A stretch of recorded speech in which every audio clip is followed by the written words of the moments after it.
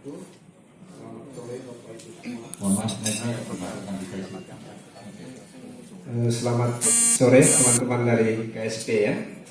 Perkenalkan saya Goris dari Indonesian Power for Demokrasi ya. Lembaga saya itu konsen pada pendidikan politik dan pemilu ya.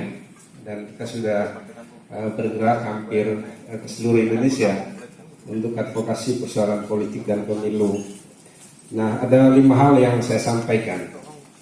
Yang pertama, kami melihat bahwa pemerintahan Jokowi ini kurang tegas di dalam penegakan hukum ya. Hukum itu masih dipermainkan, bahkan diperjualbelikan ya. Masih dijadikan sebagai permainan kekuasaan ya. Orang yang melarikan diri dari Indonesia itu diselamatkan, tetapi juga orang yang hilang karena korupsi itu dibiarkan, bahkan tidak kunjung kembali ya. Kita tidak perlu menyebut ya. Kemudian ada beberapa kasus terkait dengan badan usaha milik negara, misalnya Jiwasraya ya.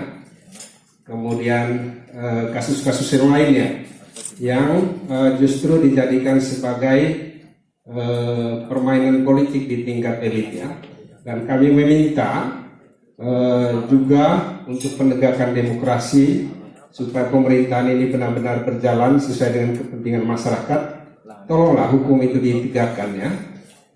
Jangan tajam ke bawah kemudian tumpul ke atas ya. Dan hukum itu tidak boleh dijadikan sebagai permainan. Demokrasi itu hanya bisa ditegakkan kalau pemerintah bisa menegakkan hukum ya. Dan saya rasa Jokowi itu nggak sendirian.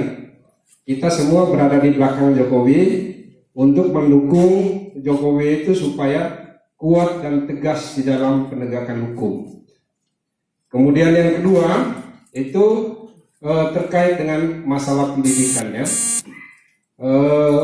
Pendidikan kita dengan model pembelajaran daring ini saya rasa butuh sentuhan dan perhatian pemerintah yang lebih serius ya. Bagaimana misalnya guru-guru itu hanya memberikan anaknya itu pekerjaan, di mana salah satu anak saya itu justru menjadi korban dari pendidikan daring ini karena sejak pagi sampai dengan malam itu hanya mengerjakan PR ya.